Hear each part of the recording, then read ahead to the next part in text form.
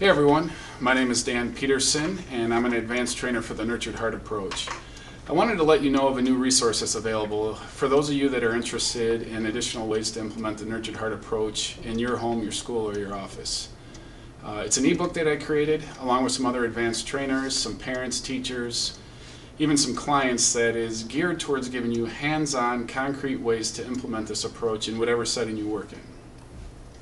So what I've done is I've kind of surveyed some people, I've talked with some people, I've observed some classrooms, and just kind of came up with some really easy ways that you can start implementing this approach in whatever setting you work. And what I wanted to show you real quickly is a picture of a classroom that I think really captures one of the key tenets of the Nurtured Heart approach, which is the adults, the significant people in kids' lives as being the ultimate entertainment center, or be the prize, or even this concept of we are the toys, where toys are us. This idea really kind of speaks to the heart of what kids truly need, and that's a connection, a relationship, a sense of belonging with their teacher, their parent, their therapist, their significant caregiver. And that a lot of the behavior they have is really rooted in how do I get that relationship need met. This classroom that I'm about to show you, I think, really encapsulates a teacher who truly understands that their mission, their primary purpose as a teacher is to be that ultimate entertainment center. Traditionally, what you'll see in classrooms are classrooms where desks are set up in pods, where all the students are kind of just in different clumps or in different rows, but usually the teacher is either at the front or the side of the class. And when a kid becomes disruptive or becomes defiant or disrespectful, maybe even impulsive, they usually get sent to move their desk right next to the teacher. And although this makes sense because the teacher really wants to keep a closer eye on the student, it sends a really conflictual message to the kid. And that message is, I am more available, I pay more attention, you get to be close to me when you make a mistake. And although the student really truly wants that, and maybe being disruptive to get that need met, it actually sends this message that I'm more important to the teacher when I have problems.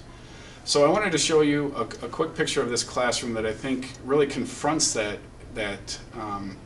issue in a way that helps kids get their needs met, helps the teacher be the prize, and helps download to the kids that they are important, that they can get their needs met whenever they need to and however they need to. So let me move out of the way. We'll talk a little bit about this classroom. So here's what the classroom actually looks like. As you can see, the teacher's desk, which is, you know, the laptop, the projector.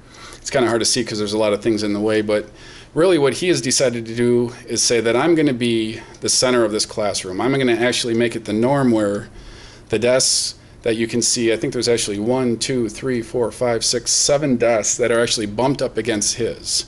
Now, these aren't the kids that got bumped there because they're in trouble. These are the kids that maybe are impulsive, maybe energy challenged, maybe just kind of high needs, but he's made it the norm for them to be next to him.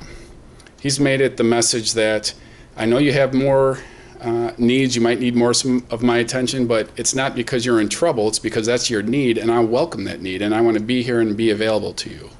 And if you kind of scroll out, you can see the surrounding desks in that horseshoe shape, where it's normal. It's everybody's facing the teacher, everybody's in a community, everybody is right next to the teacher in the sense that here you are in my classroom, you have my undivided attention. And the message that is real clear to the kids is, you're not here because you're in trouble, you're here because you have value and you have importance, and I know that I have a really gift that I have to offer you, and that's my relationship. And this teacher, I don't know that they intentionally set the classroom up, but I think it's a real perfect example of what you can start to do and start some ideas that you can start to generate by thinking as being the prize.